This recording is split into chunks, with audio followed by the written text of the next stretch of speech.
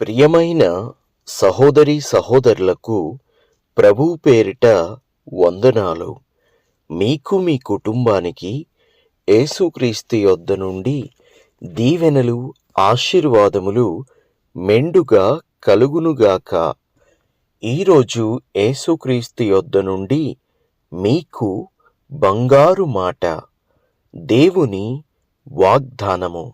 మత్తయి సువార్త 13వ అధ్యాయము 8వ వచనము.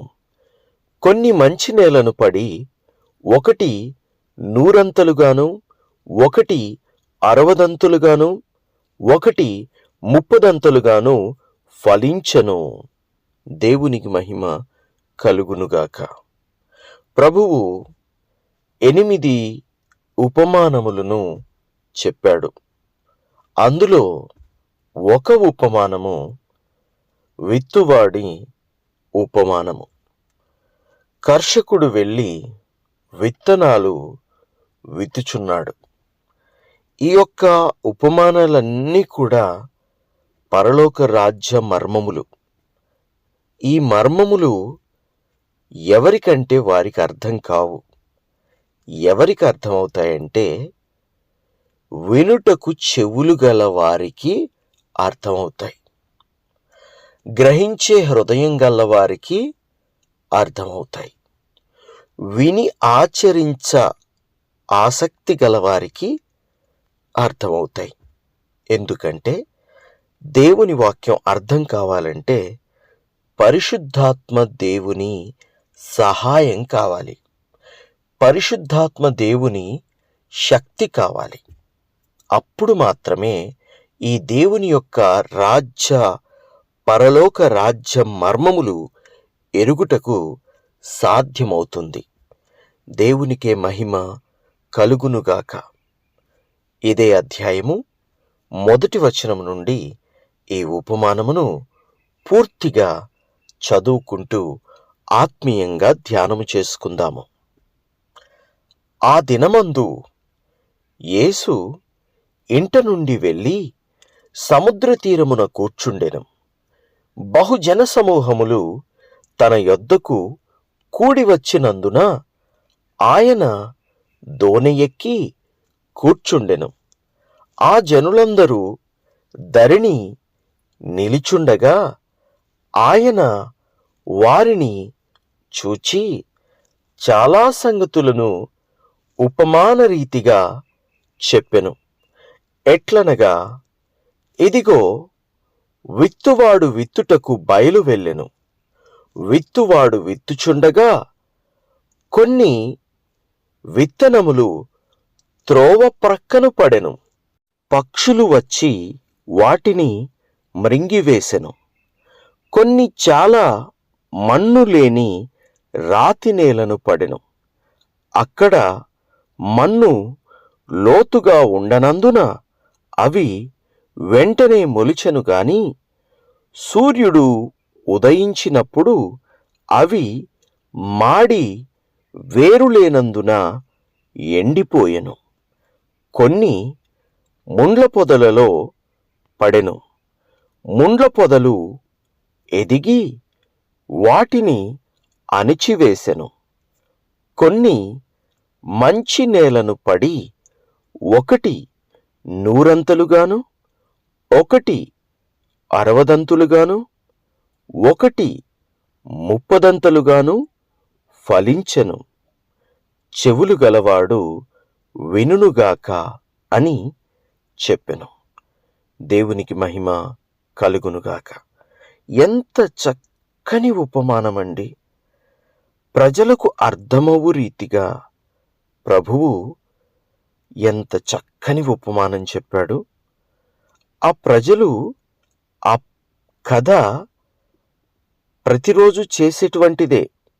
అనగా వ్యవసాయము, విత్తనములు చల్లడము, ఇవన్నీ వారు చేసేటువంటివే. అందుకని వారికి అర్థమవుతాయి, ఈజీగా అర్థమవుతాయి. అప్పటికప్పుడు ప్రభువుకి ఆ ఆలోచన ఎలా వచ్చింది? దేవునికి మహిమ కలుగునుగాక. దేవాతి దేవుడు అనగా ప్రభువైన యేసుక్రీస్తు ఎల్లవేళలా ఆత్మానుసారంగా నడుచుకొనువాడు. అందుకని పరిశుద్ధాత్మ దేవుని సహాయము, తండ్రి అయిన దేవుని సహాయము కుమారునికి నిత్యము ఉంటాయి. అనగా తండ్రి మనసు వేరు కాదు, కుమారుని మనసు వేరు కాదు. పరిశుద్ధాత్మ దేవుడు వీరిద్దరికీ దూరముగా ఎన్నడూ లేడు. దేవునికి మహిమ కలుగునుగాక. ఈ ముగ్గురు ఒక్కటయ్యున్నారు. అందుకనే ప్రభువు ఈ విధంగా ఇంత చక్కటి ఉపమానమును చెప్పగలిగాడు. దేవునికి మహిమ కలుగునుగాక. ఆ తర్వాత ఈ ఉపమానమును గురించి ఇంకా లోతైన విషయాలు తెలుసుకోవాలని శిష్యులు ఏం చేశారంటే, ఆయన ఒంటరిగానున్నప్పుడు యేసు దగ్గరికి వచ్చి, ప్రభువా, నీవు వారికి ఉపమాన రీతిగా బోధించుచున్నావే అని అడిగారు. అప్పుడు ప్రభువు ఈ విధంగా వారితో మాట్లాడారు. ఇదే అధ్యాయము, అనగా మత్తయి సువార్త 13వ అధ్యాయము 11వ వచనము నుండి. పరలోక రాజ్య మర్మములు ఎరుగుట మీకు అనుగ్రహింపబడియున్నది, గాని వారికి అనుగ్రహింపబడలేదు. కలిగిన వానికే ఇయ్యబడును, వానికి సమృద్ధి కలుగును. లేనివానికి కలిగినదియు వాని యొద్ద నుండి తీసివేయబడును. మరియు వారు చూచుచుండియు చూడరు, వినుచుండియు వినరు, గ్రహింపక నున్నారు.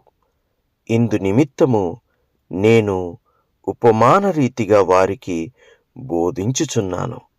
ఈ ప్రజలు కన్నులారా చూచి, చెవులారా విని, హృదయముతో గ్రహించి, మనసు త్రిప్పుకొని నా వలన స్వస్థత పొందకుండునట్లు వారి హృదయము క్రొవ్వినది, వారి చెవులు వినుటకు మందములైనవి, వారు తమ కన్నులు మూసుకొనియున్నారు. గనుక మీరు వినుమట్టుకు విందురు గాని గ్రహింపనే గ్రహింపరు, చూచుమట్టుకు చూతురు గాని ఎంత మాత్రమును తెలుసుకొనరు అని యెషయా చెప్పిన ప్రవచనము వీరి విషయమై నెరవేరుచున్నది. అయితే మీ కన్నులు చూచుచున్నవి గనుక అవి ధన్యములైనవి, మీ చెవులు వినుచున్నవి గనుక అవి ధన్యములైనవి. అనేక ప్రవక్తలు నీతిమంతులను మీరు చూచు వాటిని చూడగోరియు చూడకపోయిరి, మీరు వినువాటిని వినగోరియు వినకపోయిరని మీతో నిశ్చయముగా చెప్పుచున్నాను. దేవునికి మహిమ కలుగునుగాక.